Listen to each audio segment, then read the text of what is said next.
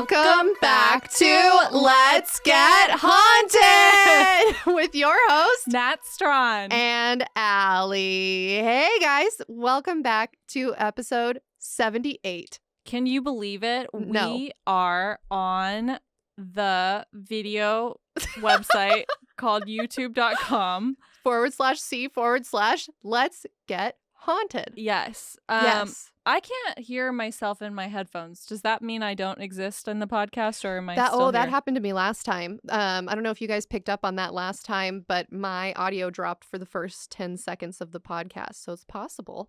Oh my God, your nails are so cute. Thank you. I'm so jealous. You guys, we've done this 3 times. I still haven't gotten my nails done. Yeah, but you have, here's the difference. Natalia has really nice nails, so she does like very tasteful, like designs that only reinforce her nail because she has strong nails. I have like the weakest nails on earth, so I have to get acrylics, which means they grow out and they look really fucking weird, and then the acrylic falls off and then I just look like I have no nail.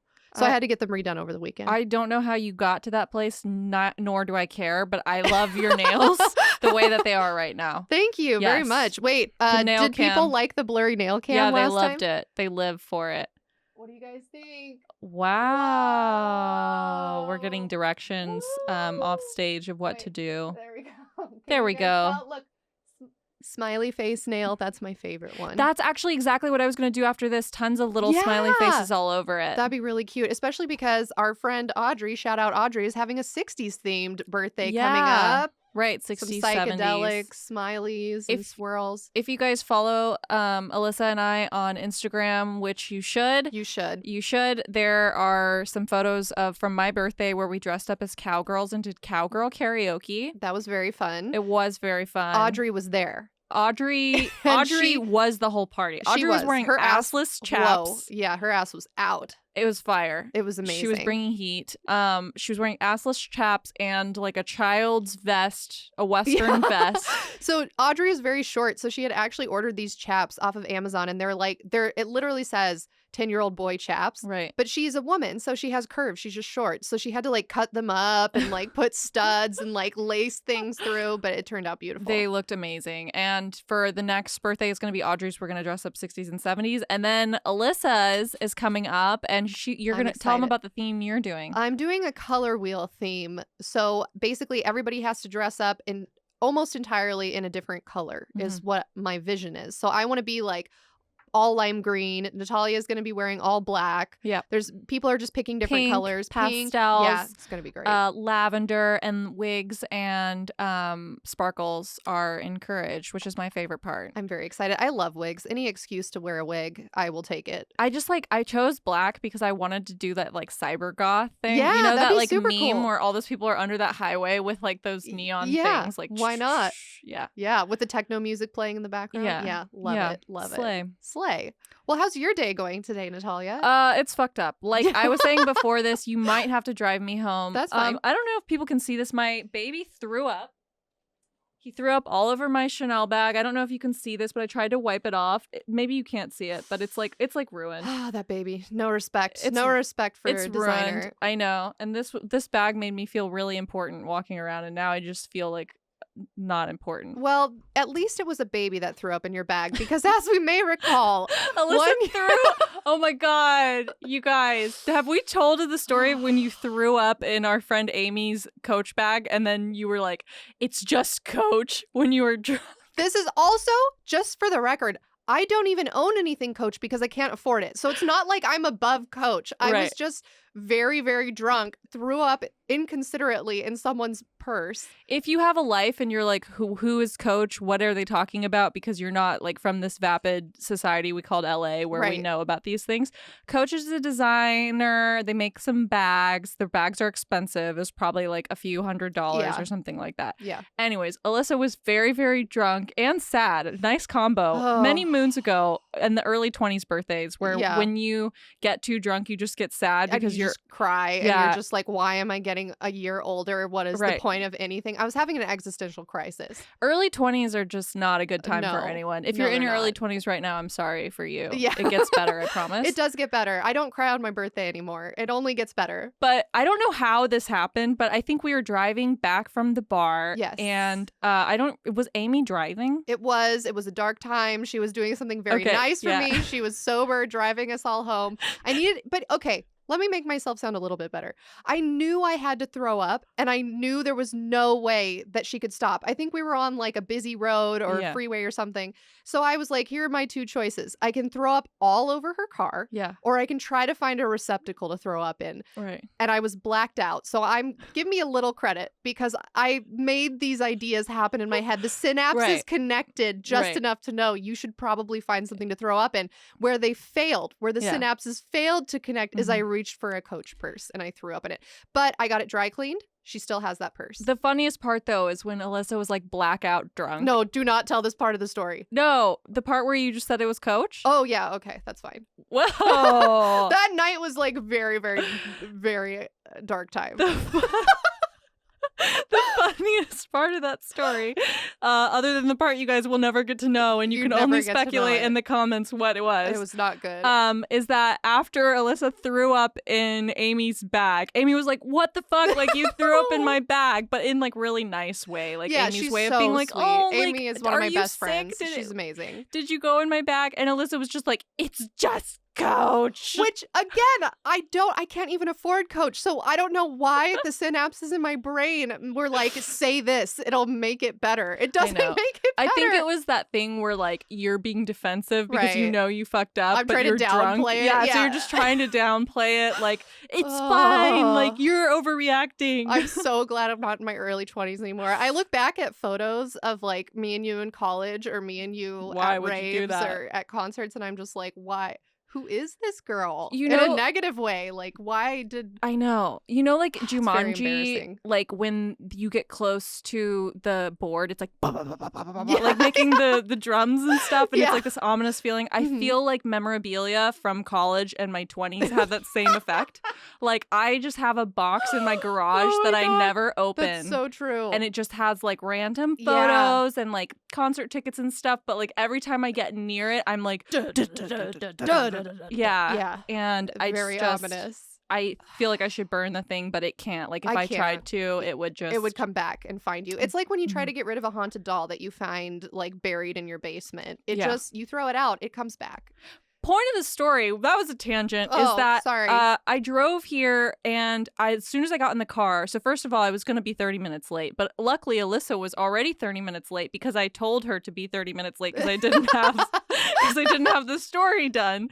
And I get into my car and I'm just like, fuck, I got to get there. And lo and behold, I'm out of gas. It says that I have like 6 miles left. This place is like 5.5 miles away. And so I get in my car. I have all kinds of warnings in my car. It's like suspension fault. I'm never going to fix that. It's going to be like $7,000 or whatever. No. What's the point? It also says that my tailgate is open, which I could have closed, but I didn't have time. So I'm driving. You had your tailgate open while you were driving too? That's amazing. That's a choice. I didn't have time. It was committing to a choice. I don't... It was just a very hectic 10 minutes trying to get here. I feel you. And then I roll into the spot and it's like all of these things flashing on my dash, like fucking fix your engine, suspension fault, low gas, tailgate open. And I see the little thing go to 0 right as I park. So I'm out of gas. Maybe I'll have enough to get to a gas station. Maybe No. I'll take you to a gas station. There's so many gas stations nearby. It's not a big deal.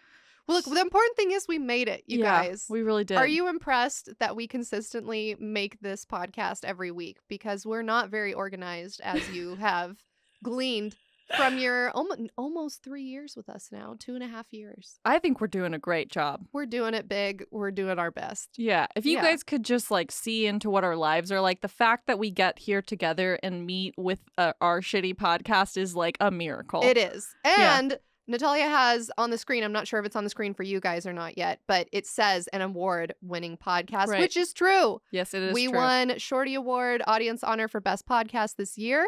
If you didn't know, now you know. Yeah, and we have another award that we need to win. Yes. To make up for all the other shit. Now, let me say what it is because It's a People's Choice Award. Yes. We are up in 3 different categories for the People's Choice Podcast Awards. So if you go to our Instagram right now at Let's Get Haunted, it is the link in our bio. Click on that link. You have to fill out information about yourself. It's not long. It's just like, what's your name and your email address, and make a password. You can do it. Then you have to go to your email account and confirm that your email address is real, or else they won't count your votes. Mm-hmm. And then you vote for us in the 3 categories that we are eligible for, which is Best Comedy Podcast, Mm-hmm. Best Female Podcast, and People's Choice for Best Podcast. And you don't have to vote in all the other ones. Like when it comes up, there's going to be a fuck ton of categories. Right. And if you're like me, you just go to those 3, choose Let's Get Haunted. You're done. You never have to look at it ever again. You're over it. You don't even have to think about it. Right. Oh, make sure you click save, Yeah. because I didn't click save the first time I did it. And then I realized my mistake and I clicked save the second time around.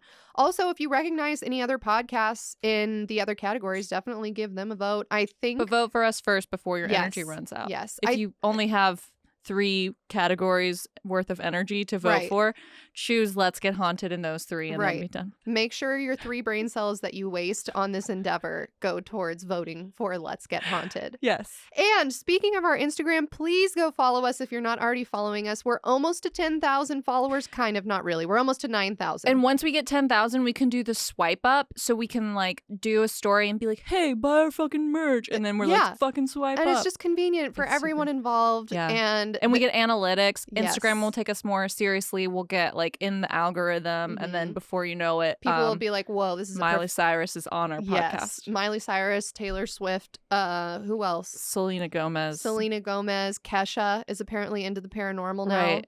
Right. Literally Nick Cage. Oh my God. Can you imagine if Liam Neeson and Nick Cage came on? I'd die. Yeah. That's the end of everything. Yeah. Yeah. I feel like Nick Cage would wear leather pants. If he didn't wear leather pants, I would kick him out. Just kidding. I wouldn't do that. But I would have leather pants available for him to change into. We would be so incredibly awkward on there. Like we'd be like, hello and welcome to our podcast. With us is Grammy Award. No, they didn't. I don't know what they did. With us is famous actor. Famous actor Nicholas Seinfeld Cage. What's his middle name? Do we know? Why would we know that? Georges Cage. I don't know. It's something. And Liam Neeson. I bet you Liam Neeson would show up drunk. Yeah. Which would be amazing. Is he drunk? I don't know. He looks like he'd be drunk. His daughter got kidnapped. Like, of course. Oh. In the movie Taken.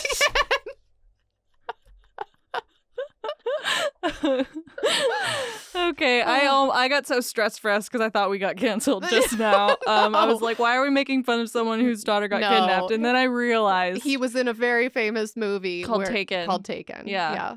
But Nick Cage in real life has a very creepy headstone in a New Orleans cemetery, which Natalia talked about earlier this year in the episode, or was it last year? About Madame LaLaurie. So if you haven't listened to that yet, there's no time to explain. You have to go listen to it. Go find it, listen to it. Now, the only other thing I have for the month of July, if you guys are interested, is every year on this podcast, actually, coincidentally, we don't even plan this. It just always seems to happen every July. We do a fundraiser for charity. I didn't even realize. Wow. So in 2019, we raised money for Helping Women, Period, which is a nonprofit that provides sanitary napkins, tampons, pads, wipes to homeless, trans men, women, people who menstruate. And we did a fundraiser for them in 2019 in July. Now, in July of last year, we did a fundraiser for the Loveland Foundation, which is a very great organization providing free therapy to Black women and girls. And then this year, we are doing a fundraiser for the Lupus Foundation of America. Natalia and Enzo and I are going to walk 10 miles in October. And our goal is to raise $1,000. We are currently at $500. So if you would like to donate some money to the Lupus Foundation of America fundraiser that Let's Get Haunted is doing, you need to go to Team Haunted on the Lupus Foundation of America website. How can you find that? Go to our Twitter at Let's Get Haunted, and it'll be one of the top tweets on there. Right. Amazing. I didn't even realize it's every July. I looked back and I was like, holy shit. I know. Wow. Wow. It's just every summer. We get this hair up our ass where we're like, we need to do something good. I know. I need some good karma. Yeah. This is exciting. Yeah. I forgot about any of that. Yeah. So thank you.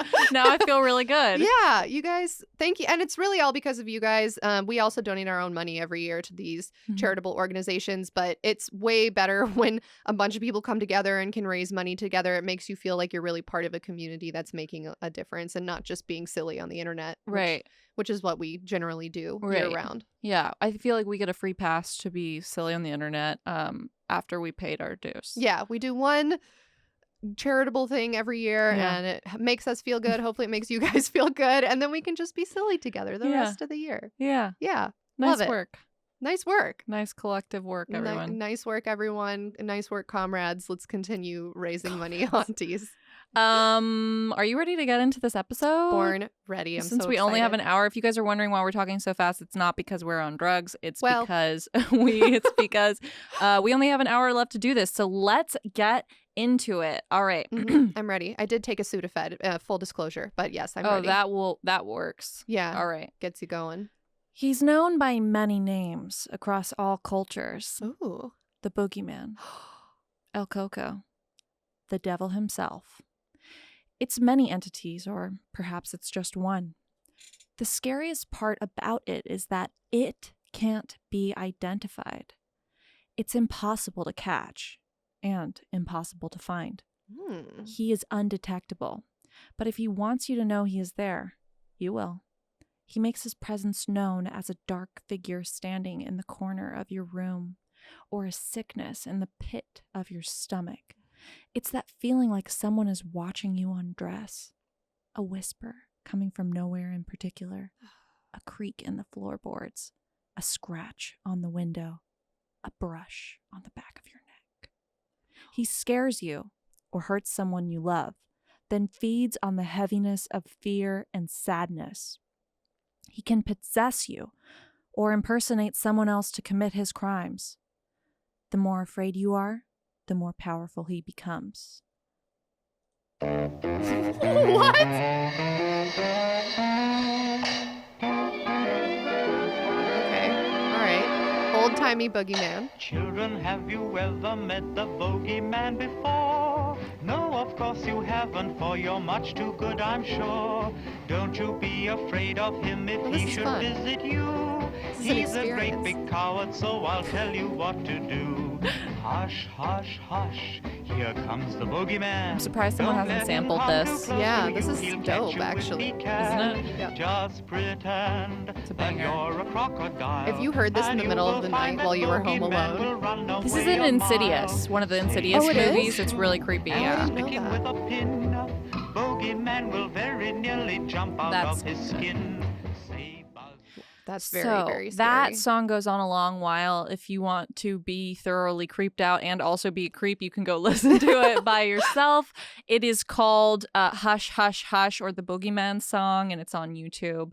And it was in Insidious. It's been in a few other scary movies. That's very scary. It's just a really creepy song. People are actually in arguments in the comments over whether it's a joyful song or a creepy song. I was just about to say, I feel like that big band era of music or whatever it's called. I'm not a music major. I feel like it's all about just the happiest sounding music, but the creepiest as fuck lyrics where you're like, are you a serial killer moonlighting as a musician? Like the one from Jeepers Creepers where it's like, Jeepers Creepers. Where'd you get those peepers? And then there's the other one that's like, and a tiptoe through the tulips. Yeah, that one's fucked up as well. Also, Baby It's Cold Outside. All of those songs are just like the happiest tune. And then you listen and you're like, this is about a man who wants to rip my skin off and turn it into a lamp. Yeah. Yeah. Reading through the lines. Yes. So the Boogeyman has been around for a long time, and despite his existence being so lengthy, he has eluded research. So we're not sure exactly who he is, or if he's even a he or an it, if he is folklore or legend, real or imaginary, spirit or monster, neutral or evil. It's unclear whether he lives under your bed, lurks in your closet, sleeps beneath your stairs, crawls in your attic, or occupies the empty space under the covers while you sleep. No. He may even be personified, part of the human collective subconscious, as fear. You might have heard of him as a child because children are his victims. Now, we don't know why the Boogeyman chooses children, but the legend says that misbehaving children are his favorite snack. Ew. All we know is he gets you. And when he gets you, you'll never be seen again. Once the Boogeyman gets you, You'll never be the same again. You don't want the boogeyman to get you. Have you ever heard of the boogeyman, Alyssa? I have. I have heard of yes, I have heard of the boogeyman. I've always heard of it in the context of like, like when your parents tell you a lie to get you to not do something. Right. It'll be like, oh, you need to be good because otherwise Saint Nick or Santa Claus won't bring you presents at Christmas. I feel like this is the context I've heard of the boogeyman. And it's like, you need to go to bed at a certain hour and don't get back up after, 10 p.m. Stay in bed because otherwise the boogeyman will get you. Right. It's used as a deterrent for children, basically. But like Santa Claus is kind of like the PC version of that. It's like positive reinforcement. Like, oh, if you're good, Santa brings you presents. That's a good if point. You're not good, he doesn't bring you presents, Where the boogeyman is like, you better do what I say or something's literally going to eat you and kill you. Right. Yes. And this idea of the boogeyman, we call it in Western culture, it's across all these different cultures. So there's a bunch of different types of boogeyman. I'm going to tell you a little bit about what our friends at Wikipedia have to say about the boogeyman.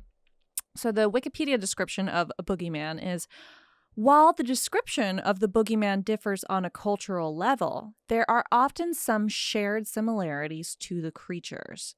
Many of the boogeyman are depicted as having claws, talons, and sharp teeth, as we're going to show a few different depictions. So here's another one with a bunch of eyes, bunch of teeth. He's also wearing like a nice jacket. I feel like this is like the boogeyman's. Yeah, Natalia's showing me a series of photos of the boogeyman throughout pop culture. This particular one is very disturbing. It looks like it has spider eyes. Yeah. And it has like a burlap sack over its head, almost like Jason in like Friday the 13th. Yeah. And it has a bunch of like Venus flytrap teeth. Like if you've seen Little Shop of Horrors and there's like the Venus flytrap that has all the sharp pointy teeth. That's what it looks like. It's very scary. And then to Natalia's point, it's very smartly dressed. Yeah. It's like a scarecrow, but a fancy scarecrow that's also a Venus flytrap that's also a spider. Right. He's very diverse creature. He's doing his best. And the next slide, go ahead and describe that. This one kind of reminds me, I don't want to like die in a car crash after this, but like reminds me of like Jesus Christ, but like really fucked up. And what I mean by that is it has like the long brown hair that we're used to seeing in Western versions of what Jesus looks like. It has a beard. It has like that pointy nose. Yeah. But then it has these like little talons growing out of it that make it look like a spider, and it has spider eyes, and it has those same pointy long teeth that could just rip you apart. It kind of looks like to me an old tree with knots in it, and then all of the knots are eyes for our listeners who might be blind or vision impaired. You can picture that. Yeah. So along with that, the majority of the boogeyman are the spirit variety, while the minority are demons, witches, and other legendary creatures. Some are even described to have certain animal features such as horns, hooves, and bug-like appearances. And when we look at the personality traits of the boogeymen, they're most easily divided into 3 categories. The kind that punishes misbehaved children, like you said at the beginning, the kind that are more prone to violence, and then the kind that protect the innocent, which I had never heard of. I had never heard of that either. Right. I know, it's weird. But they all relate in the same way, being that they all exist to teach young children lessons. I think it's funny, too, because I was thinking, like, why have I not heard of that? And then I'm like, oh, because my parents, like, only wanted me to, like, no, I was a bad kid. Yeah. You're only going to hear about the one that protects the innocent if you're a good kid. That's true. Yeah, I'd never heard of that one either. Yeah. Like, if you're being bullied by other children, your parents will be like, oh, like, there's some boogeyman who's going to protect you. Don't worry about it. Oh, so, like, the boogeyman's going to fuck up your bully type of situation. I didn't look at it that way, but yes, you're correct. So I guess there's only 2 kinds. The kind that fucks you up or fucks someone else up. Right. Yeah. Okay. Well, that's simplified. So the large majority of boogeymen are there to just frighten children with punishments, and they don't actually inflict much damage. But there's a more vicious type of boogeyman who's said to steal the children at night and even eat them. And the last category of the boogeyman who protects people and only punishes those of the guilty regardless of age. which we discovered is actually just punishing. Well, but it's regardless of age. We're oversimplifying it by saying it's just people that. Yeah. Yeah. Yeah. But I always heard of the boogeyman as only caring about children, but that the last type it can be adults or children. Be anybody. It's basically like an entity that fucks you up. Okay. Let's show the next slide. This is a bugbear. Do you know what a bugbear is, Alyssa? No, I don't. This is interesting. So when I was looking into where this boogeyman myth originated from, what I found was that its actually etymology goes back to this term of a bugbear. And a bugbear is, according to dictionary.com, a cause of obsessive fear, irritation, or loathing. But in medieval Europe, the bugbear was an actual thing. It was a monster that was like the scary, like they call it a bear, but to me it's just an animal. Like he's got like a lot of stuff going on there. Yeah. Claws, it's got almost like a wolf head. It has a tail. It's like it has like talons. A snake tongue. It's a very long, windy tongue that's like dripping. It looks like it's dripping venom, not even just spit. Right. Yeah, it has like a ridge down its back, sort of like a dinosaur. That's crazy looking. Yeah, so this guy lived in the woods and like terrorizes people. Or terrorizes children, scares them. And I think again, it was one of those things like don't go into the woods by yourself because the bugbear is going to get you. Yeah. But what is the bugbear in the context of the boogeyman? So according to Wikipedia, a bugbear is a legendary creature or a type of hobgoblin or household spirit, which is comparable to the boogeyman, also known as bugaboo, babao, or el Coco, like we talked about, and other creatures of folklore, all of which were historically used in some cultures to frighten disobedient children. So bugbear is derived from the Middle English word bug, which means a frightening thing, or perhaps the Old Welsh word BWG. I don't know how to pronounce it. I'm going to say bug. Yeah, your guess is as good as mine. Or the Old Scots bogle, which is a goblin, or German boge or bogeman, which means goblin, and probably also English boogeyman or boogaboo. So where did this legend of the boogeyman start, do you think? Like what time period? I'm just going to say something random. I'm going to think about it, and I don't have any reason to think this. I'm going to say the 1600s. I thought you were going to say 69 AD. Oh, no, that would have been way cooler. Close. So there have been references made to the boogeyman since the 1500s with the mention of hobgoblins. So they were mentioning hobgoblins in lore and legends from that time, but a lot of people believe that it existed a long period before time, which we'll get into in a little bit. Let me re-say that. A lot of people believe that it existed before the 1500s, which we'll get into. Okay. But do you know what hobgoblins are? I feel like we've mentioned it on this show before, but I can't remember exactly. I think it was Chloe said hobgoblin. That's right. Right. Yeah. Or was that just a private conversation I had with her? It could have been no, you know what? It was a private conversation. I'm remembering now we played Bowl of Nouns. Somebody put hobgoblin in the bowl. Yes. Oh my gosh, that's a shared experience that we had that still worked. And then Chloe did the best impression of it. Right. Right. What was she doing? She was just hobbling around. She really got into it. And we were like, oh, hobgoblin. So Chloe is from our time traveling episode. Yes. There's no time to explain. Go back and listen. And listen. But we played this game. It was basically like charades, and one of the words was a hobgoblin. Alyssa and I were there. No one knew what it was. And it was hard. It's hard to figure out what a charade is if you literally don't know what the thing is. That's right. And yeah, so actually I don't think anyone ever told us what a hobgoblin was. I just remember someone put it in the bowl, somebody drew it, and somebody said, I don't know what the fuck this is. And then later Chloe got it and she did a really good job. So I'm going to show you the next slide, which is of a hobgoblin. Isn't that cute? So I think they're cute. I wrote next to it, cute, question mark. No, I really like that. Yeah. So hobgoblins are small, hairy little men who are often found within human dwellings. They're doing odd jobs around the house while the family is asleep, which I think is adorable. This is so cute. And most of their chores are typically like small tasks like dusting and ironing or putting things away. You can see this one has like a little scissor, and he's drinking probably alcohol. Well, it looks like he's drinking from a glass baby bottle almost. You see that? The nipple on the ground? Yeah, it's cute. Aww. And they often have to be compensated for their like work, but the family will compensate them with food. So that's what he's drinking there. Could be milk, could be alcohol. Who's to say? Who's to say?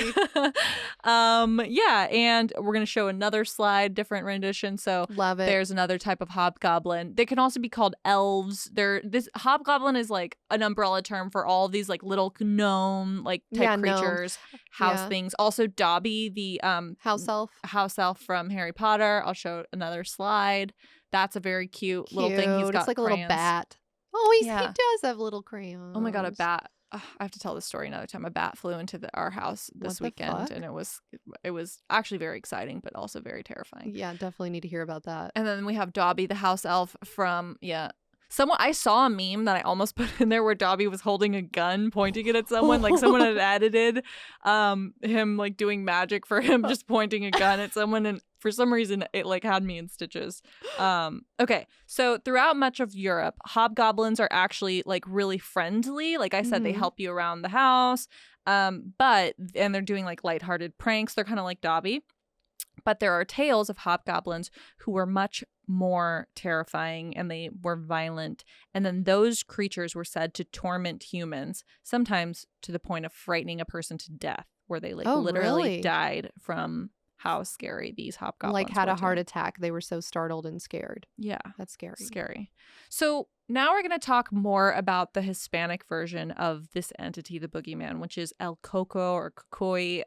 There's a bunch of different Hispanic, like Latino, whatever etymology about this. I don't know what I'm trying to say. This guy. We're going to talk about the not Western version. So El Coco. So El Coco, do you know who he is? Yes, we actually talked about him in an episode. We talked about him in the Andalusian Ghost Stories episode. If you guys want to go back and listen to that, we did talk about him. Right. Yeah. So I recently watched this show called The Outsider on HBO. Have you seen that? No. It's really good. So if you're listening to this, this is your sign to go sign up for HBO streaming service if you don't already have it and watch The Outsider. It's based on the Boogeyman or El Coco, and it's like written by Stephen King, I think, and someone else. But it's really, really good. Just came out. So I was inspired to talk more about this. So El Coco is, like we talked about in the Andalusian episode, he's a kidnapper and he's a child eater. He's another version of the boogeyman, and he lurks on rooftops searching for misbehaving children to eat. He takes the shape of any dark shadow and he watches, and it represents the opposite of this guardian angel type, like archetype. So he's like a guardian angel that's the devil. Like he's constantly watching you, sort of like, I don't know, Saint Nick or something, but less jolly. And other people see Coco as a representation of the deceased in the local community. So it could just be like a dead spirit that comes by. But in all of the articles that I read about El Coco, it seemed like this was like a dark entity. Like people are very afraid of it. And very similarly to the boogeyman, the parents use El Coco to motivate the children to go to sleep. So much so that there's actually a lullaby that I'm going to play for us on the next slide. We sang it in the Andalusian Ghost Stories. I don't remember this. Yeah. Okay, well, we're going to hear it again. Yeah, let's hear it again. Yeah. If you haven't heard that episode, so there's a slide. There's what El Coco looks like. Mm-hmm. And next slide. Here's the lullaby. Duérmete, niño, duérmete ya, que viene el coco y te llevará. Duérmete, niño, duérmete ya, que viene el coco y te comerá. Yeah, so do you, I mean, go ahead, tell us what that means. Alyssa speaks perfect Spanish. If you guys didn't know, she majored in Spanish in college, and she runs a Spanish business. What? No, I'm a translator. And I also do HR for people in the agricultural industry, which is everybody speaks Spanish. But it means sleep now, child, or else the Coco will take you. Sleep now, child, or else the Coco will eat you. Yeah. Yeah. So really creepy. And I mean, I'm assuming other people know. in Western culture, we have that lullaby is based off of like this lullaby that's like rock-a-bye baby in the treetops. When the wind blows, the cradle will rock. Something when the will bell happen. breaks, the cradle will fall, and down will come baby, cradle and all. Which is also still not great, right? No. Like, also, who's putting their child in a tree? I want to talk to you because CPS needs to get involved. Like, it doesn't make any sense. I would put my child in a tree if it would make him go to sleep sometimes. I will say that. So I'm going to show some more references of the El Coco, just scary photos. So this is Saturn Devouring His Son, painted by Francisco Goya. Mm-hmm. Not a great photo here, or a great painting. It's scary. You wanna It's super describe it? creepy. It's a giant naked man eating a tinier naked man. I don't like it. That's his son, but yes. He is also a tinier naked man. Mm-hmm. And we'll go to the next slide.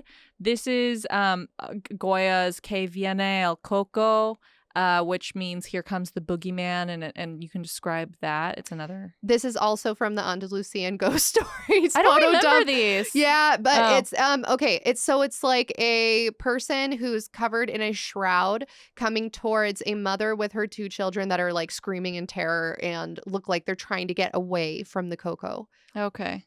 Yeah, you guys, if you guys remember all these, then But we have new you're listeners because because we're on YouTube now, you guys. Now this is just like now if you are on Cash Cab and they ask you a question about El Coco, you're gonna fucking know. You're gonna know. All right, next slide.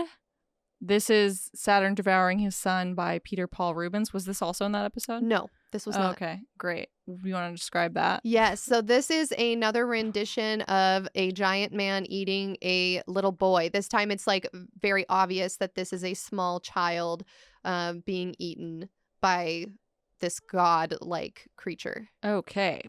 So now we're going to go to a totally different culture. So I fucking hope we didn't cover this in Andalusian. I think the only reason why I covered El Coco was because we were doing a Spain episode. So that should be the only thing. Okay. Yeah. Next slide.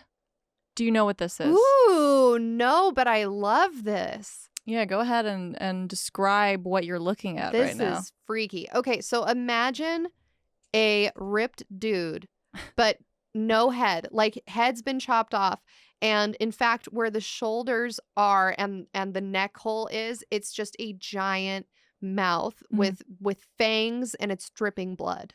So this is the Pugo Mamu, which is from the Philippines, and it's a mythical creature that is exactly like Alyssa said. He's just has a giant hole where his head should be with teeth, and he uses his arms to grab children and eat them, and is very scary.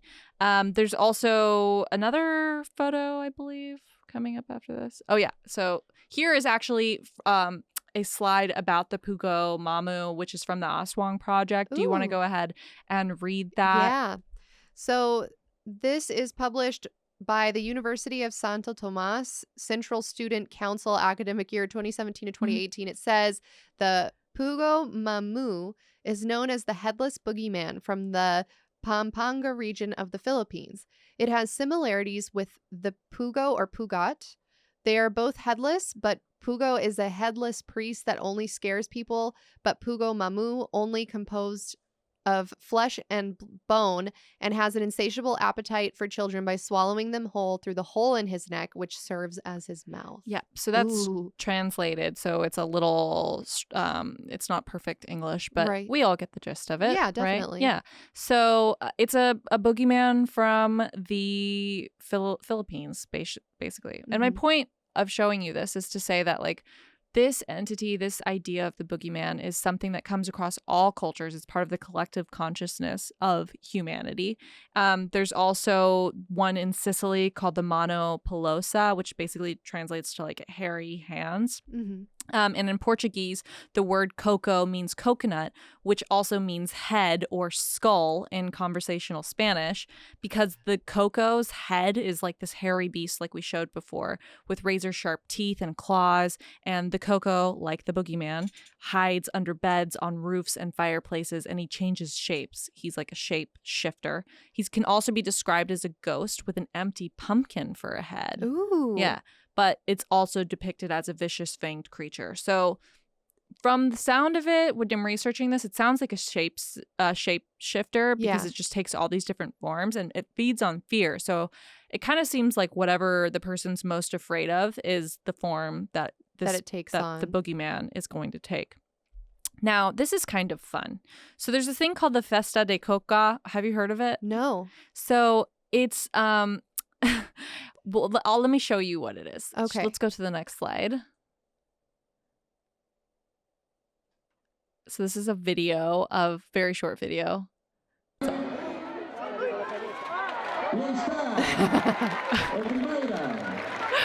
you want to describe what just happened in that video? We can watch it a couple times if we need to. So it looks like there is a dragon. It's like a paper mache dragon that these three guys are pushing around, almost like they almost look like they're dressed up in like It reminds me of like, I don't know if this is really what people look like in Italy, but like the stereotypical Italian dress of like on the Venice canals of that guy that's like rowing the boat through the canals, where they have like those little tan hats on and a little red thing tied around the waist. Yeah. And then there's a white horse with, it looks like maybe a royal guard or something sitting atop the horse, like a soldier of high rank with a red cape on. And they're just pushing this little dragon around. Yeah. So I had actually never heard of this festival, and I couldn't really find much of anything about it other than this one article that I'm going to read to you from. And everything else that I found out about it online was just pieces from this one article that I'm going to read to you online. And then when I went on YouTube and typed in like Festa del Coca, I found this one video that's only like 6 seconds long, very ominous, of exactly what Alyssa was saying. Like a guy on a horse and like a fake dragon being pushed wheeled next around. to him. Yeah. So take this with a grain of salt. If we have some listeners who have attended this festival or know more about it and would care to explain more about it to us, go ahead and like drop a comment on the Instagram post or in the SoundCloud comments or wherever you are. Tweet at us. Help us out here. What country does this take place in? So it takes place in Spain, I think, but also Portugal. Here, I'll read to you what I read, and you can tell me more about this. Because sometimes Alyssa interprets things very differently than I do, like whether something dissolved or it was stolen. Anunnaki. If you guys haven't listened to the Anunnaki episode, No Time to Explain, go back and listen. There was a discrepancy about whether or not an artifact literally dissolved or whether or not someone just stole it.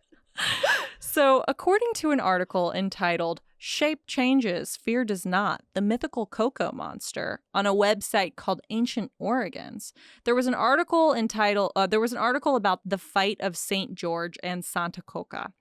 So, the article reads, in the municipality of Moncayo, near the border with Spanish Galicia, Coco is known as the dragon who fought with St. George. The feast, called Corpus Christi, is celebrated on Holy Thursday, and it includes a fight between George and Santa Coca, Coco, which is dragon. If Coco scares St. George's horse and defeats him, it's a prognosis for a bad year for the crops. If the horse doesn't react to Coco and St. George is the winner of the fight by cutting off one of the Coco's ears and her tongue, the crops will be good. Now, basically, I interpreted that as like, this is a festival that's like, you know, they take a horse, someone gets on the horse dressed as the St. George. The Coco is this like evil, you know, dragon or whatever. And they basically see if the person riding the horse can like attack and kill this fake dragon, or if the horse is going to be too scared to get near the fake dragon. Now, as someone who rides horses, this is a very cool festival because you have no fucking idea whether or not a horse is going to allow you to do something like that. Like if my horse saw this fake dragon, he might just have a heart attack and die on the spot. This sounds mean. But there are some days where he might not care. Like horses are the most finicky, weird creatures ever. Okay. And so this is like a very like fucked up but fun game. I don't know. It reminds me of Groundhog's Day. So I actually can't judge this festival at all because we are the weirdest fucking country. We literally take a groundhog, rip it out of its home, put a little top hat on it, make it see if it can find its shadow, and then everyone cheers. Yeah. And then it gets put back in its hole. Yeah, Yeah. I like these festivals. So, did I interpret this right? Did you interpret that to be something different? I'm interpreting it as similar to Groundhog's Day, which is if the groundhog can see its shadow, then it's like more winter or winter's over or something. Honestly, I don't even know. And it's similarly if this guy riding a horse can get close enough to the fake dragon to kind of like dismember it, Mhm. then it's going to be a bountiful harvest. Yeah, I love that. Yeah. Because bad news, you don't have a good harvest, but you got to see this horse get scared, and that was fun. Like maybe you'll die of starvation, but also you got to see this cool paper mache dragon. Yeah. Yeah. Totally. So that is another instance of the Coco being in like popular culture, which is why I showed it. The tradition also is connected. The tradition of like the Coco is also connected from this ancient tale, I guess, of the story of Diodorus Siculus. Have you heard of this? Mm-mm. So basically, Diodorus Siculus spoke of the Iberian warriors who would hang the heads of their enemies on spears. Okay. And the custom is thought that perhaps they were hanging the heads of their enemies on spears to feed this like beast, the Coco. Okay. So it's unclear whether or not they were just warriors, you know. Maybe scaring people by leaving heads on sticks near their Right. fort or whatever. Or if they were trying to feed this like evil entity. That makes sense. And if it feeds on fear, like what could strike more fear in someone than seeing head heads on a stick, right? I can't think of much that would scare me more. So this example of that battle was recorded at the Battle of Selinut, which took place in 469 BC. That's a long time ago. Thank you for your riveting commentary. That was really long ago. Now we're going to read some stories from this Reddit thread called r/no-sleep. Oh, r/no-sleep is great. It is really good. Yeah. Yeah. So r/no-sleep sometimes like will be fictional stories, and then sometimes it's also just people like dumping paranormal experiences they've had on there. Oh, okay. This particular thread that I found was from a 10-year-old thread from a user that was now deleted, and I'm going to have you read it. Okay. So the prompt was describe your childhood or adult boogeyman. And you can read that first one there, and then you can read the reply to it. Okay. So this says, the thing I was scared most of when I was a kid came from a scary story my older sister read to me. It was a hand, sometimes a hole, made only of shadow, that lived on the ceiling and would suck me up if it could get directly above me. Mm-hmm. I think part of the reason this fear stuck with me is because I had a bunk bed. Although no sibling slept on the top, it was empty. So there was always part of the ceiling that was invisible to me. Before I learned about the shadow hand, my greatest fear was any kind of deformed humanoid monster leaning his head down from the top bunk and leering at me. And then this person replied and said, Boogeyman almost implies it is fake, but this is what scared me until I was about 17 or 18. I'm 24 now. And for all I can tell, it was as real as I can remember. Yeah, it's creepy as fuck. So there's another one right underneath that. But the reason I had you read that part is to bring up that this particular person recognized the boogeyman to be a hole that could suck you into it. And when we get to on this podcast, we like to start with like the easiest things to digest and then just get like further and further and further into like tin hat territory. Yes. So I'm prepping you for that. Okay. So continue to read this where it says it started. Okay, let me get this a little closer because my eyes suck. Okay, it started when I was about 8 or 9. We had this giant sinkhole near my house, and we called it Devil's Pit because all these ghost stories surrounded it. My friend and I went there one day in the afternoon, just walking around, and we went in the middle. The whole place has trees on the slopes and a few in the middle, but the middle is generally open. Mm-hmm.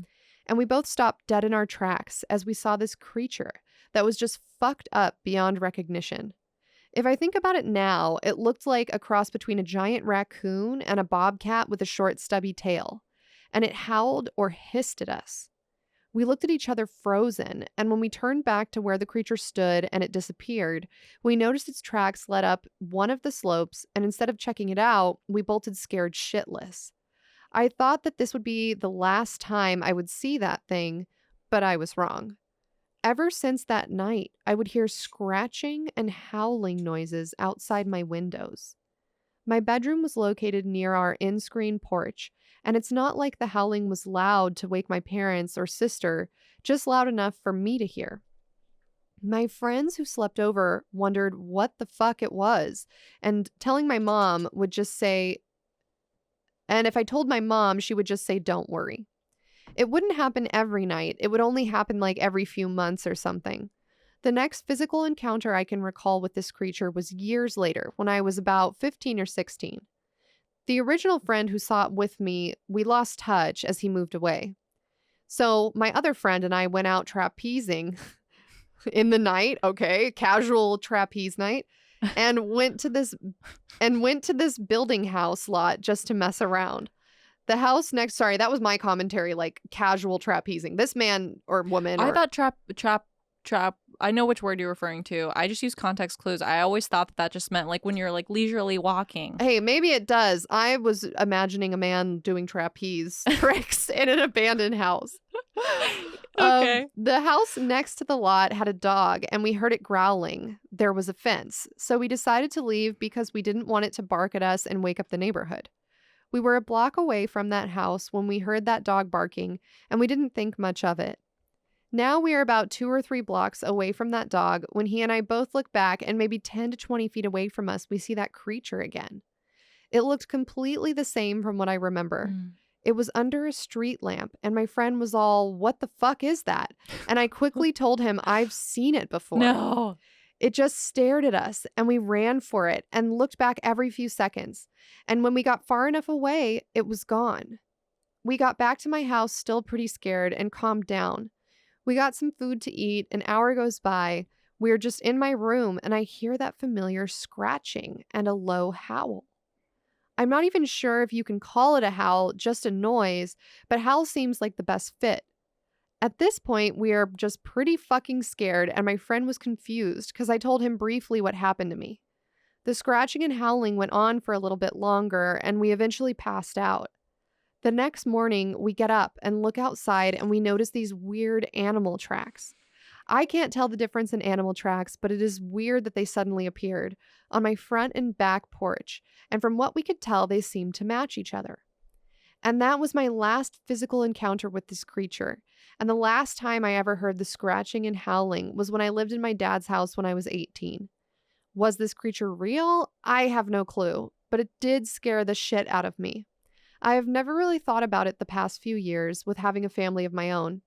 Anyway, thanks to anyone who reads this. Yeah, so in those 2 stories, the first story, the boy talks about the boogeyman possibly being this hole that could suck them up. That his sister said, like, over your ceiling, this hole opens up and either a hand comes out and yanks you up or it just sucks you in, which is fucking creepy and scary to imagine. Yeah, and then in the second one, they're talking about an old sinkhole. Yeah. Where things were literally sucked in and there was lots of paranormal activity spoken about there. And then the person sees like this weird animal type creature that seems to stalk them, and it originated from the sinkhole. Now, this next slide was just something someone commented on that whole thread that just was really scary looking. Ew. Be warned, though, the more you look for him, the more he looks for you. Don't try to... I can't read what it says. Don't try to something. Don't try. It says, don't stop running. Don't try to find him. Don't stop running. Don't look back. He follows. Don't look back. He follows. Don't stop running. His eyes. What is wrong with his eyes? Run, don't stop running. Oh my God. How do people comment stuff like that? How do you guys come up? If you frequent r/no sleep and you write fucked up stories, But how did they, how did they make that though? Like, what font is that? I've seen that before. I think it's like you can copy paste it. There's a website that'll do it for you. But still, who thinks of like this spoken word creepy as fuck poem and then just like puts it on the screen? And there's just like a bunch of random, what are those symbols and stuff on there? It's like the Matrix where like everything is falling down. Yeah. I don't like it. Okay. So now we're going to go to the next slide. I had some other stories written in there, but I don't think we're going to have time. So we're just going to go straight to the next slide. Okay. Now, have you heard of this? A sinkhole? Yes. That swallows a man in his bedroom. Natalia's showing me the preview of a video by NBC News. Right. So you know it's legit. It's legit as fuck. Let's watch it. Okay. Now to the town of Sefner, Florida, near Tampa, where last night the earth opened up, as it does increasingly and thousands of times every year in this country. This time it swallowed a 37-year-old man as he slept in his home. That is a nightmare. I'll report tonight from NBC's Gabe Gutierrez. In his bed 1 minute, gone the next. No. All I see was the tops of his bed. Jeremy Bush says he heard a loud crash, then his brother Jeffrey screaming late last night at their home near Tampa.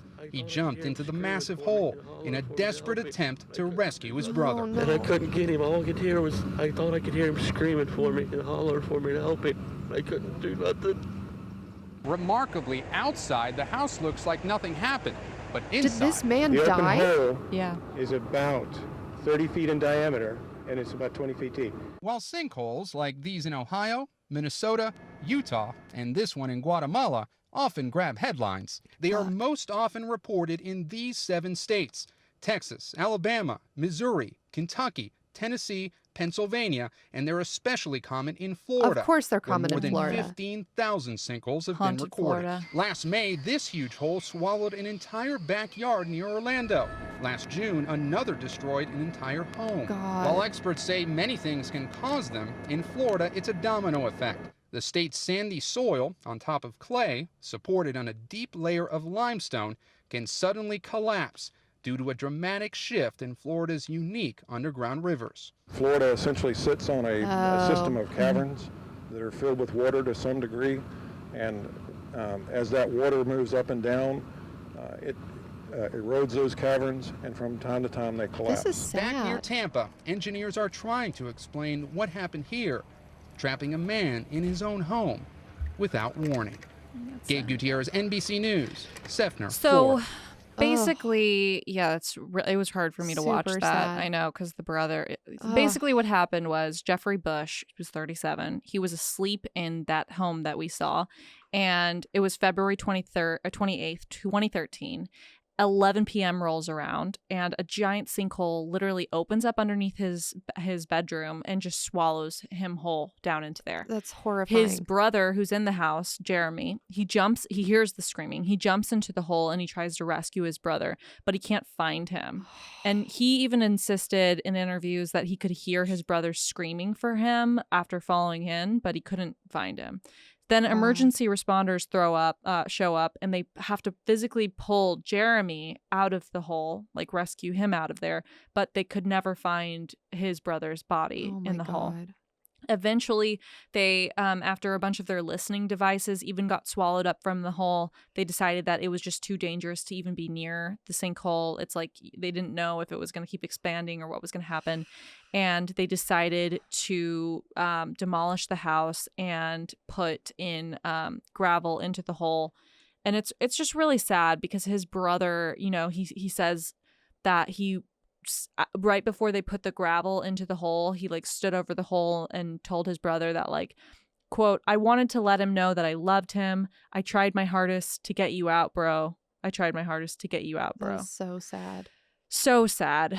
So this sinkhole measured 15 feet wide and 20 feet deep, with a disturbed area of soil that was 50 feet around the hole. And now you might be thinking, wow, that's really sad. That's, you know, terrifying, whatever. What could be more terrifying than that is that this bitch re-fucking opened. No. Re-fucking opened.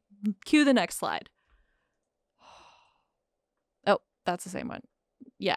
Look at that. No. So the property where the house was, they filled that whole thing in with gravel, all of that, fenced off the entire area. Go ahead and just describe what you're seeing.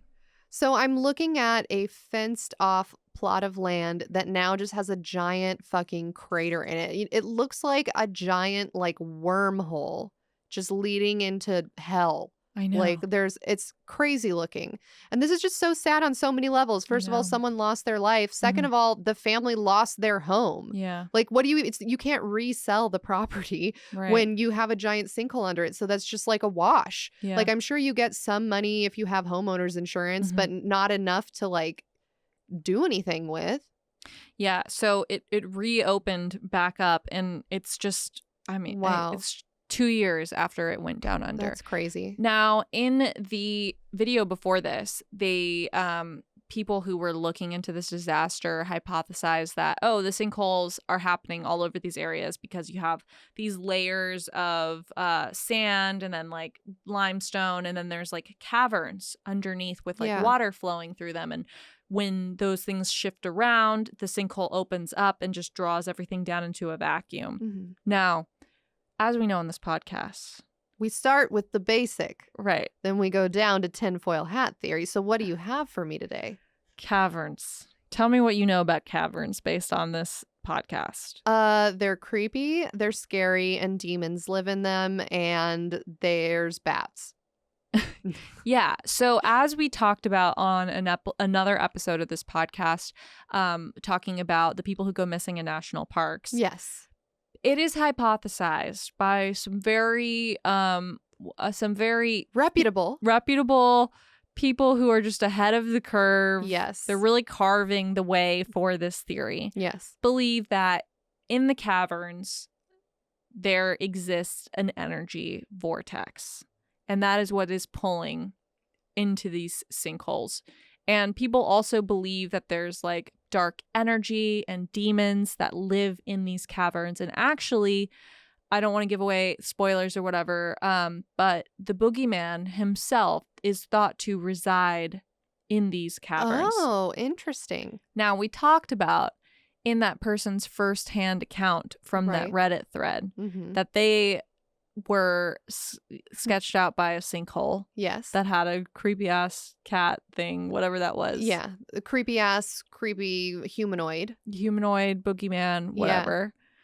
Now I'm showing you a man who was literally pulled into a sinkhole. Yep.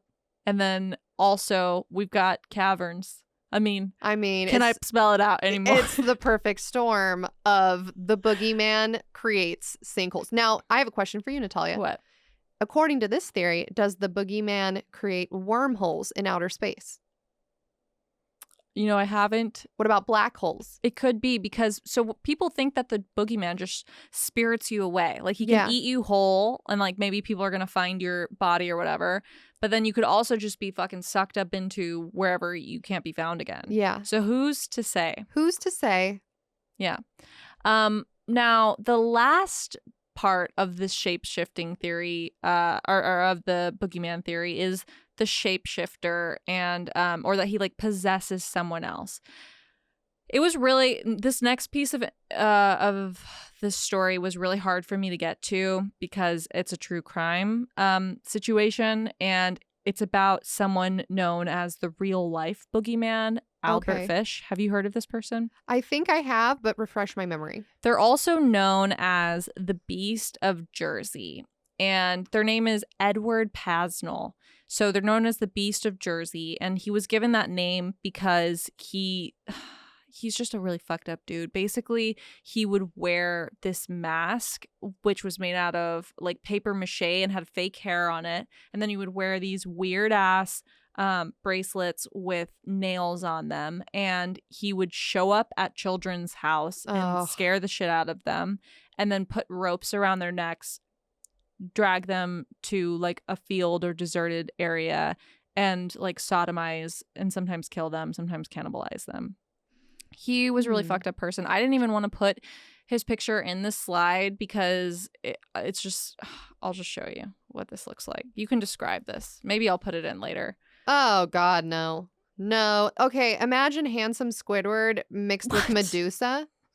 What? But like his face is melting off. How is that handsome Squidward? Handsome Squidward looks fucked up. That's what made it funny. Do you think I should put this in the slideshow No. for people to see? No. It's just you too guys can haunted. Google it. It's just too haunted. So long story short, he was convicted of 13 counts of assault, rape, and sodomy, even though more than 100 people claim that he assaulted them at some sort. But he received only 30 years in prison, and then he only served, I know, and then he only served 19 years of that because they let him out for being a model prisoner. Uh-huh. He eventually had to move off of the island of Jersey because the community obviously didn't want him there, and they were like, get the fuck out of here. Yeah. And he just died on a nearby island in 1994. And yeah, if you want to learn more about him, you can learn more about him. He did some really fucked up stuff. He would like cut off children's penises. Okay. He stuck a bunch of, and then when they looked at his autopsy, he had a bunch of pins in his pelvis, like he had stuck them in there. And he was just really fucked up. But what I find is really strange is that the pins were in the pelvis. And then at the beginning of this episode, we listened to that song, Hush, Hush, Hush, Here Comes the Boogeyman. Right. And one of the things that the person who's singing that song says you can do to like deter the boogeyman is like stick a pin in him. Okay. All I'm thinking about right now is I read something on Reddit about like, it was a thread on, I think it was Ask Reddit, about what are the weirdest things you found inside of people. And it was for like physicians and nurses. And I think, if I'm remembering correctly, when you stick things up your dick hole, sorry, we have two males in the room with us today. I think it can travel up through your bladder and into your body. Yes, they're nodding their heads. And then, so it sounds to me like Albert Fish was sticking pins up his dick hole and they traveled into his pelvis. No. Maybe we'll do a whole other episode on that guy. I don't know. I don't know. It's getting increasingly harder to do this podcast, especially now that I have a child, because I'm just like, yeah, no. I don't want to believe these things exist. Yeah, no. We don't. No. But okay, let's talk about the theories. Okay.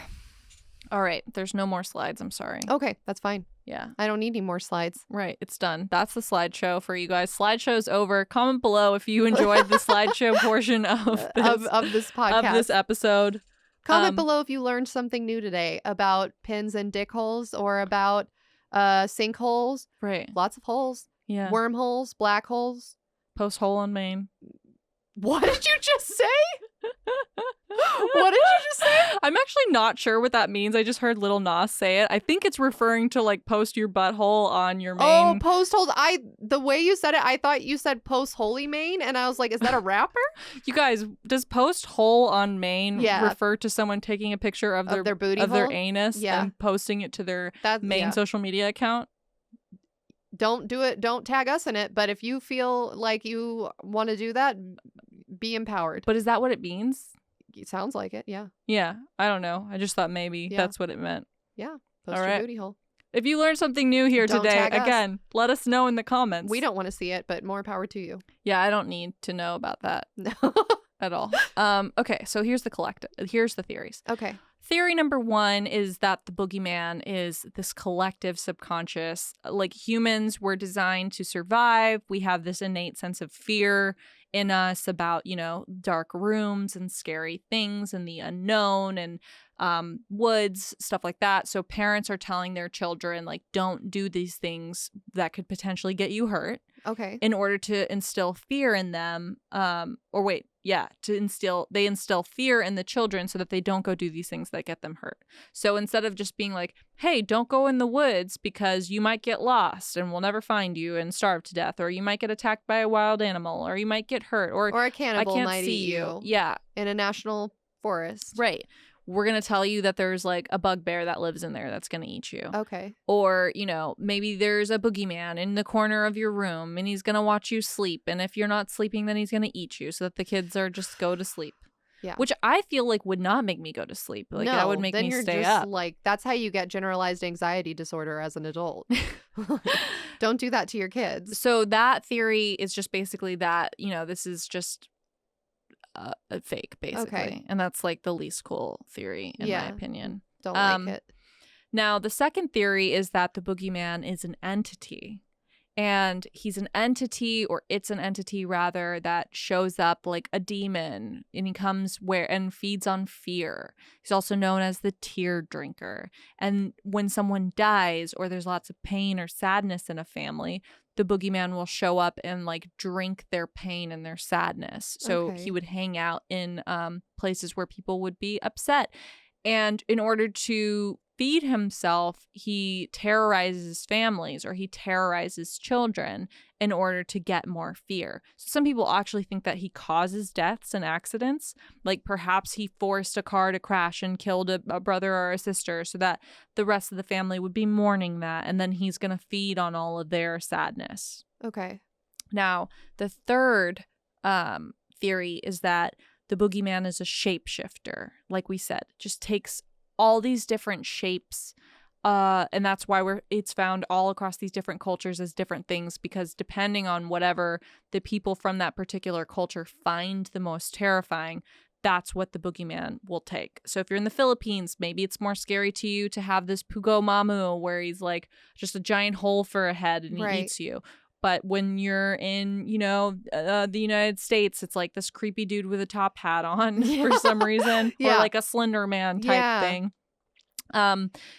So that's, or that he shapeshifts. Now, the next theory is that this is like the night hag. Remember our episode on sleep demons and night hags? Yeah, sleep paralysis. If you guys haven't listened to that episode, No Time to Explain, go back and listen to it. Right. So this theory is that the boogeyman and the sleep paralysis demons are the same thing, essentially. Okay.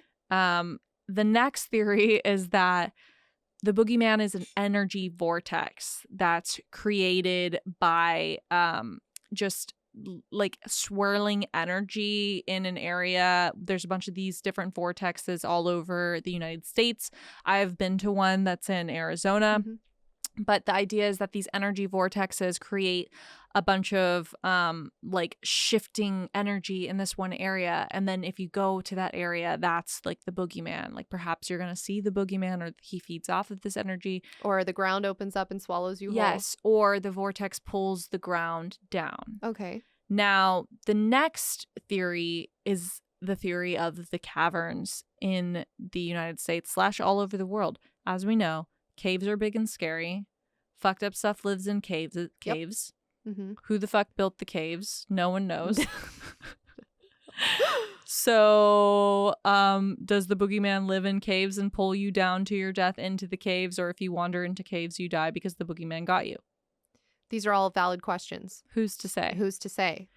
And the last theory is that the boogeyman, it's very similar to the shape-shifting theory, is that the boogeyman turns into people, like possesses them, is like a demon, takes over their body, and then commits his crimes, a la the Jersey Beast or that Albert Fish fuck guy. Right. Yeah. And I think maybe going along with that theory, it could just be that the boogeyman is the worst of humanity, right? Like there's evil fucking people out there that do evil shit. And in order to dumb it down for the masses or dumb it down for children, we just call it the boogeyman.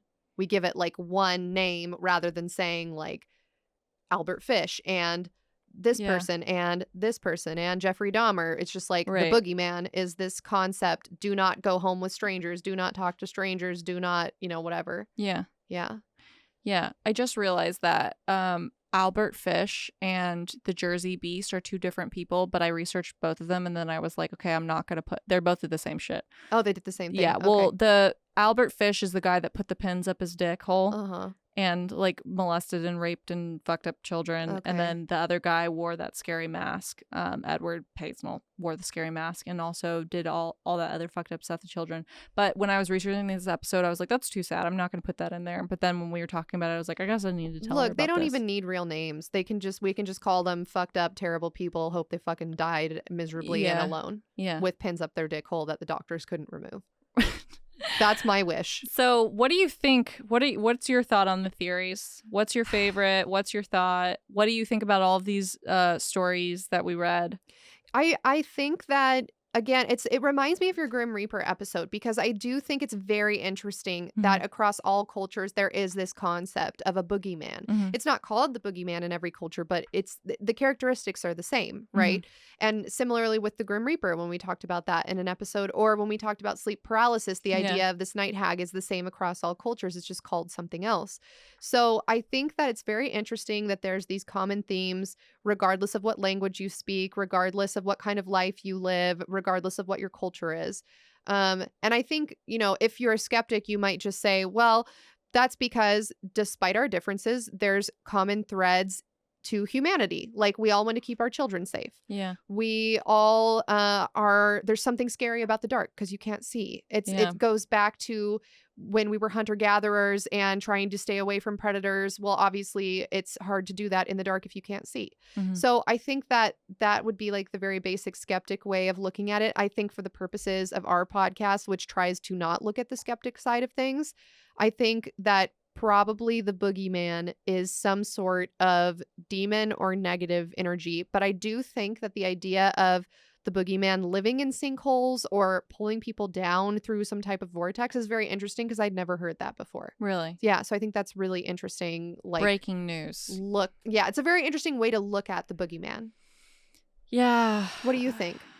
I first of all, when I was researching this episode, you guys, I just moved to a new house and I just set up my computer in this like conspicuous spot underneath the stairs because my fiance thinks all of my Let's Get Haunted shit is ugly and doesn't go with his like very clean minimal lines. Like, I've got like Pushins and Ralakuma and like fan art and like everything's like very conspicuous colors. And he's like, okay, yeah, you can have your office under the stairs. You're like Harry Potter. Yes. Yeah. So I'm like under the stairs and it's really dark and I have, headphones on and I'm listening to like, hush, hush, hush, here comes the boogeyman. No. So when I was researching this, I thought it was all very scary. Yeah. And actually, when I was like putting together the very end of this, I was like sitting here like in a daze, like typing things up.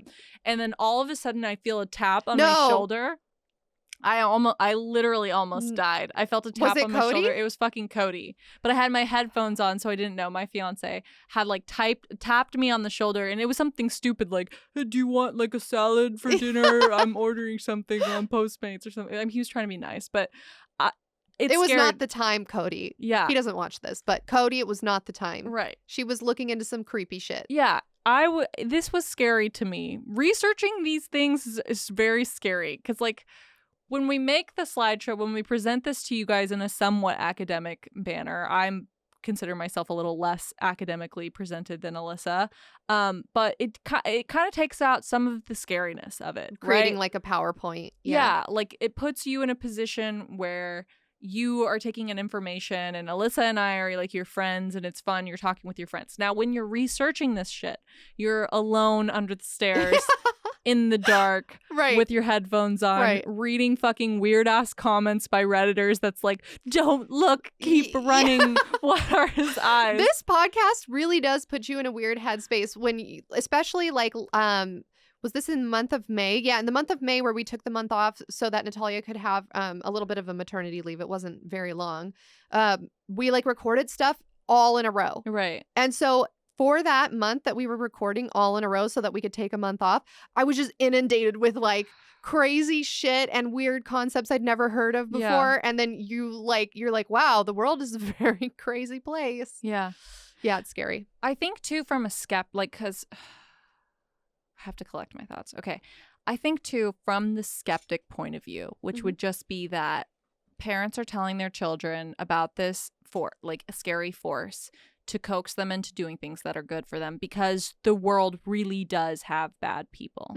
It really does have scary shit that can happen to you. Sinkholes can fucking open up while you're sleeping calmly in your bed and take you. Honestly, that's scarier than a ghost. Than a ghost eating your face off. It's scary to know that nature is inherently haunted. And also like serial killers and things like that really do exist. Yeah. And so it really is important as a human to protect your children from all of these big bad boogeymans of the real world. Yeah. That is so terrifying to me that this stuff really exists in the world. And there's like, it just seems like fucked up stuff happens to good people all the time. And that is so much worse than you're misbehaving and something's going to come get you because you're misbehaving. When the scarier thing is that these things just happen. Yeah. You know? I think that's how I feel about the concept of karma too. Because sometimes, you're having a conversation with someone and they'll be like, well, karma's not real.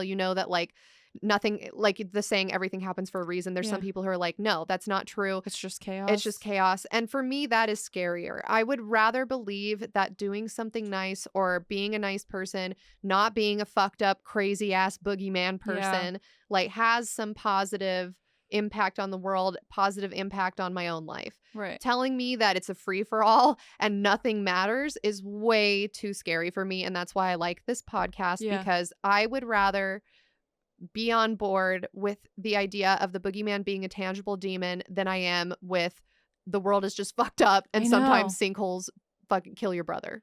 I know. It's like, I think we hit on something kind of like important and deep on this episode, which is that. Yeah. We may have. Which is that like believing in the paranormal and the supernatural gives you a little bit more control over just like the chaos that is Mother Nature. Yeah. Escapism is fine as long as you are being safe. And there's no harm in being like the boogeyman is a real demon. Right. It doesn't hurt me to believe that.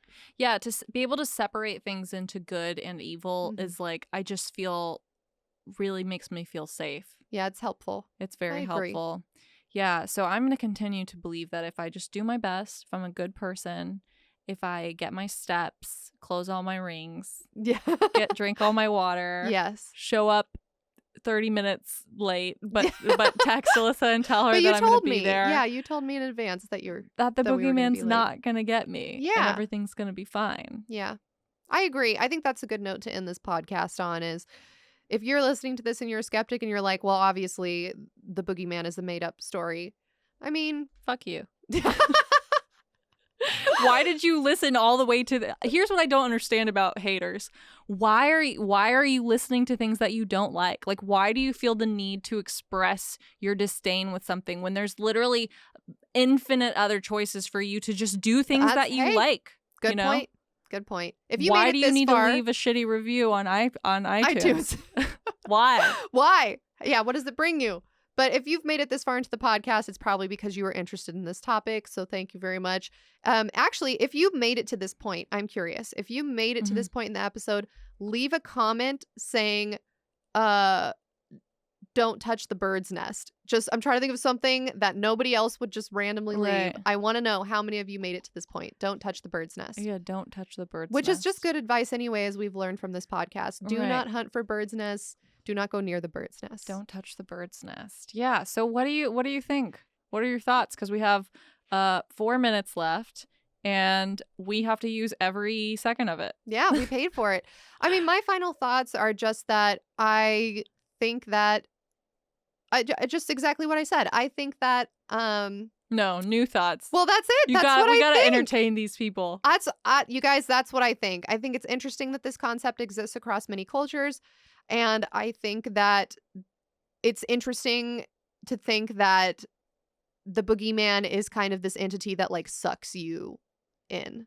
Yeah, if you live near any of those states that have a bunch of sinkholes, I think it was like Tennessee, Kentucky, Texas. Florida, Texas, Pennsylvania. Yes. If you live near those places, let us know if there's like weird, mysterious, paranormal things that are happening in those areas. And if you can... well, we already know Florida's haunted. Last episode, if you guys didn't listen, No Time to Explain, go listen to how haunted Florida is. That might explain why Florida is so haunted, because there's so many caverns underneath there. And there's so much energy brewing. It's just driving the Florida man crazy. It's honestly makes as much sense as anything in Florida does. So we've got the boogeymen and we've got the Florida men. Yes. Yes. The Florida man's his own cryptid. Right. Yeah. I love that. All right. Like Bigfoot. It's like Bigfoot.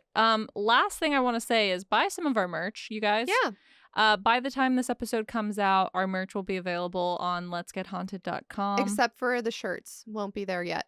It's just the enamel pins and stickers and a couple other things will be on the website. But no, the shirts have not come yet. Well, they might be there by the time someone listens to this. What if someone's listening to this 100 years from now? We're dead. Wow. You know what? Then the shirts hopefully sold out. If they didn't, we did a really bad job with our merch. Yeah. So buy some merch. Just go to that website and just buy whatever's there. Yeah. There you go. That's it. LetsGetHaunted.com. Follow us at Let's Get Haunted on Instagram and Twitter. You can go to Reddit, reddit.com.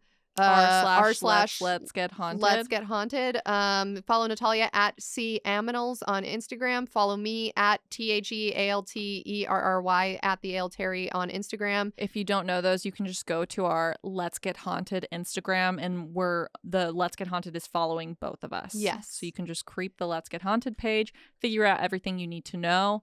There was one last thing I wanted to say. Oh, by the time this comes out, we will have an Instagram filter that has been published. That's right. Yes. So you can just flex with that. Yeah, go to Instagram. I'm sure on our Instagram, Natalia will post a story telling you guys how to access our filter. Yeah. But we do have a filter in honor of Haunted Girl Summer. Right. So embrace it. Embrace your best haunted life. You want to do our sign off?